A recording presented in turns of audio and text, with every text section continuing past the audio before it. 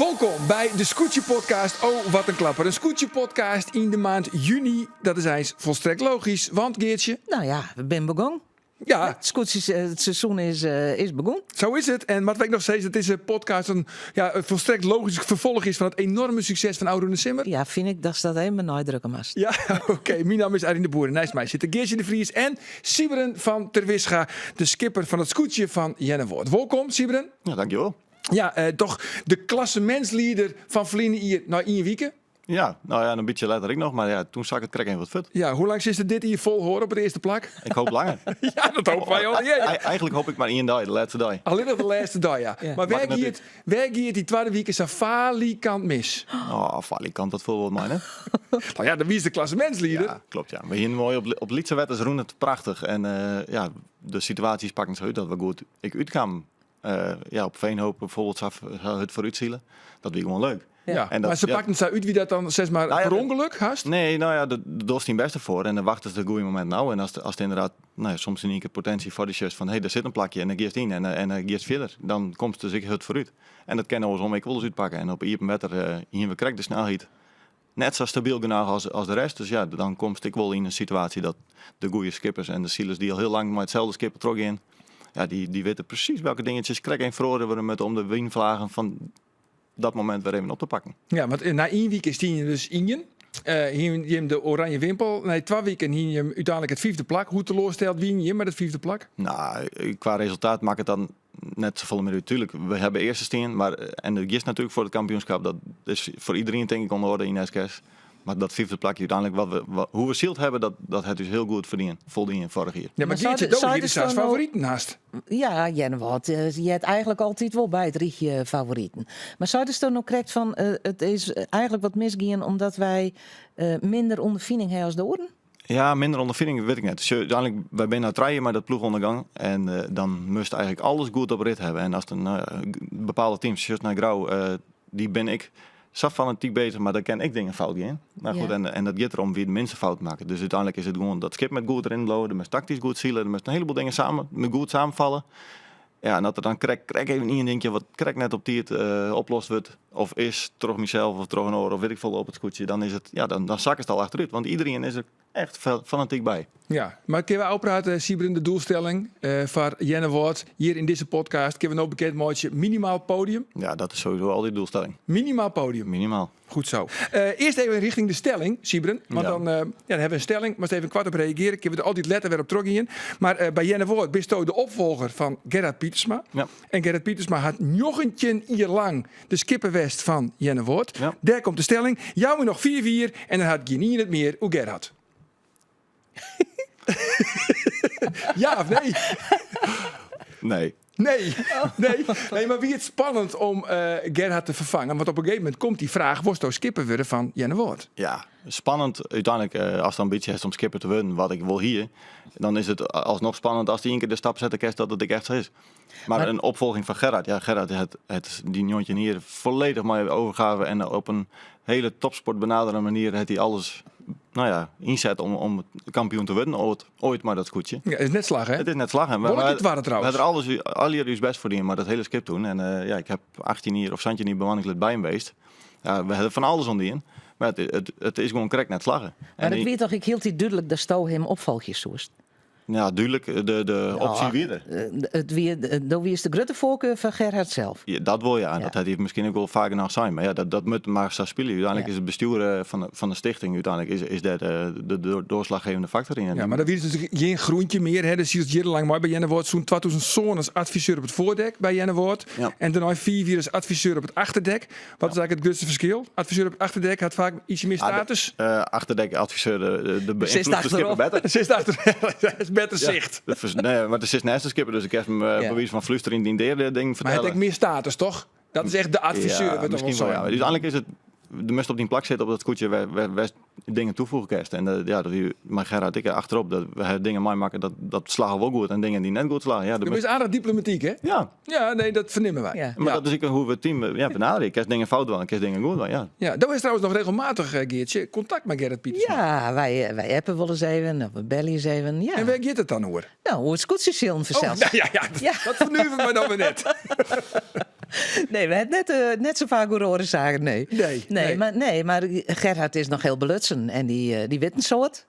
Dus als ik een bel rond zie door, dan bel ik Gerhard wel eens even. Dat is een van die bronnen. Ja. Oh, zo. Hij is nou ook nog een soort contact met Gerhard. Ja. Wekelijks minstens. Wekelijks minstens. Ja, dat gaat gewoon. Er gebeuren dingen, dan hebben we het er even over. En zo hebben we in alle jaren natuurlijk hoe dingen praten over het scootzielen. En het scootzielen is gewoon een hele levende groep.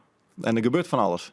En er zijn mensen die hebben, wat zei ze, er zijn bronnen die weten gewoon wat meer. Ja. En Gerard die weet een heel soort. Ja. Maar uiteindelijk weet ik weer andere dingen die hij weer net weet. Dus ja, dat is een hele leuke toevoeging. Zeg. Ja. En we hebben er hoe dingen door het skip en over van alles. Maar wat is het laatste wat hij verteld heeft om die, Gerhard? Het laatste? Ja? Oh, dat is koetje van Makkem in Lemmerluid.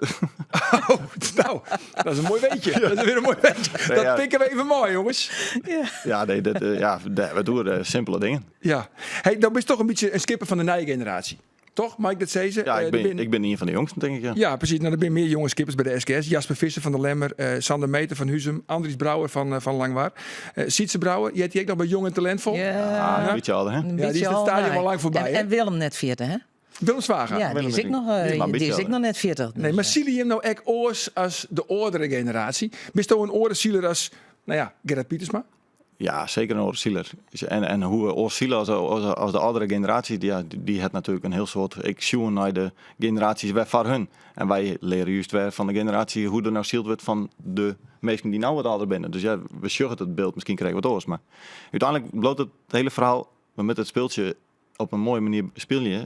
Maar die skip zorg je dat we daar het beste uithalen. En dat bloot nog continu hetzelfde speeltje. Ja, zo is het ook verschillend trouwens, Geertje, tussen de oudere generatie en de nieuwe skippers? Nee, nou net meer. Als het heeft door echt oudere skippers dan en je hebt door oude Loorwijk of oude Centimeter, dan is je ook wel verschil maar nou. Wat ben dat dan, Bigelieks? Nou ja, soms Douwe Visser Snits eigenlijk, die de sport heel eens benaderde, echt als sport, als topsport misschien wel, is het verloren. En dat het ergens in een jochtige jaren west. En hij begon en iedereen is een beetje in voor een beetje mooi gaan. En nu wordt het echt beschouwen als een sport. Ja, het is een sport. Het kan het net topsport nemen, maar aan de andere kant, de benadering is gewoon wel die kant op. Iedereen doet zijn uiterste best om op de goede momenten er te zijn. Ja, Gerhard die dat eigenlijk ook, hè? Die van teambuilding vooral. Ja, daar heb ik het echt wel van geleerd. En in de periode dat we dingen met coaching dienen, dat wie ik prachtig. Dat wie super leerzaam. En hij gebruikt de hele innovatieve methoden om te meten van wanneer ga ik nou het snelst. Maar dingetjes bovenin de mest. Ja, die hebben we nou op 40. Maar wat voor dingetjes dan? Nou, dat kan Sieber beter vertellen. Wat voor dingetjes winnen er in de mest? Ja, dingetjes, in het vastseizoen dingen we wel eens testen. Maar wiensensor, gewoon de wienmeting. En dat doet een heleboel de skippen door dat wel, ja. En dan meest gewoon de acceleratie of de meeste hichte onder wien. Of de meeste, van alles keer meten. Ja. Hellingshoek bewijs van. Uiteindelijk is dan wel het betekent niet van welke vak past er weer beter op. Maar ja, in die zin, het speeltje komt altijd weer op gevoel.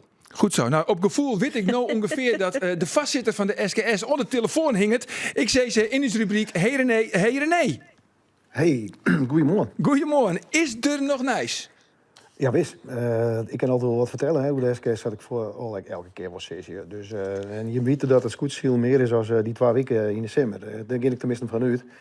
En daar wil ik wel even wat over vertellen. Want bij soort mensen leert het bij de SKS vooral in december dat de SKS vooral in december leert. Dat die 2 weken wedstrijden, de spanning op het wetter en al die mensen. In december, de eerste 2 weken van de Nederlandse, van de Friese bouwvak, moet ik zeggen. Dus, maar ja, de SKS is volle meer dan alleen nog die kampioenskipsweek in december. Scootjes brengen zelfs in alle dorpen en steden met we komen. Sfeer, verbinding en het smiet die heel top voor de lokale ondernemers. En heel het wijs zorgen wij dat de mensen bij elkaar komen bij het kampioenschap bij ons op het water en om het water heen. Vrijwilligers, ondernemers, supporters, fans, alles bij elkaar. Dus het scootziel, dat leeft eigenlijk het hele jaar terug. En sportief zitten de skippers met morgen in het stil. Op 30 mei hebben we de sprintwedstrijden zield op de Vluizen. En dat weer een spektakel. Dus dat is altijd wel heel bijzonder om te zien. Vrijdag 12 juni, Takum Vreed, of eigenlijk over 2 weken denk ik, is de hutzielerij. En op 3 juni stiert de waterpoortrace op het programma. En dat is beide op de Snitse Mar. Een week later is er dan weer de Scootsie-ondernemersdag. En dan eigenlijk de laatste krachtmeting voor het kampioenschap begint op 22 juni. dan varen wij de voorwedstrijd op de langwaarde schillen, zoek ze, de langwaarde wielen. Hè? Want dat is natuurlijk ook mooi om te zien. En dan daarna, ja, het kampioenschap. En dat is op 18 juli. Dan barst het los in Grauw. Dus ja, de SK is meer dan 2 weken in december. Nee, dus, kwart zijn, René. Het scootsersiel is echt begonnen. Het scootziel is echt begonnen, zo is het. Goed zo. Is er nog meer Nijs?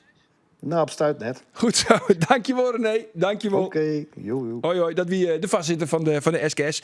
Nou, Geertje, er heeft weer een belrondje maken. Vorige keer hadden we ook de Groot van de Zuidwesthoek hier.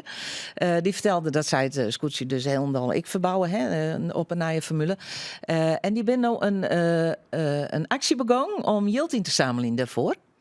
€10.000 was ze, een fundraising, GoFundMe. Ja. En ik heb even jongen en we nemen deze podcast erop, maar op dit stuit zit er ongeveer de helft hij al binnen. Al €4.000. Nou, dat is mooi. Nou ja, en als er wat doen worden.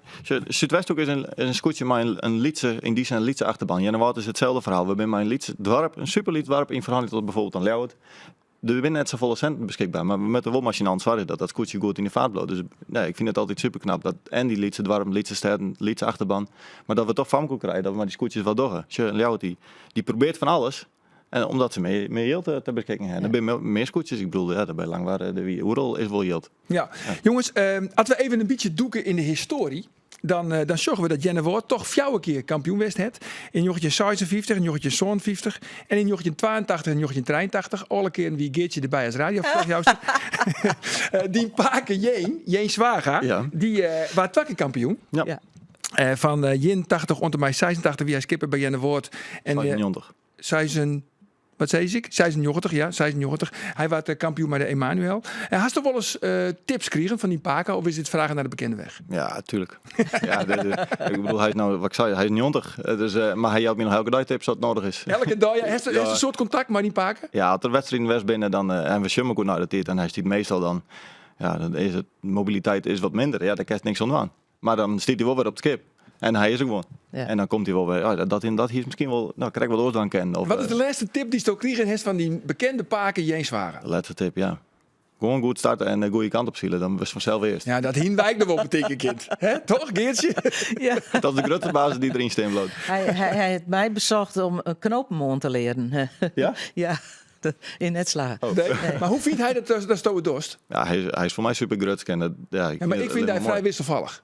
Ja, dat ik ben net die Paken, maar de eerste hier 5e, tweede hier 3e. Ja, die 3e die hier de wol tussen niet mocht. Nou, voordat hij weer 5e, dit zult takken hier wel weer dit hier wel weer 3e worden. Ja, nou ja, zak eens denken. Als door de denken wordt. nee, maar van die wisselvalligheid, dat valt op natuurlijk. Dat met van nou natuurlijk, ja.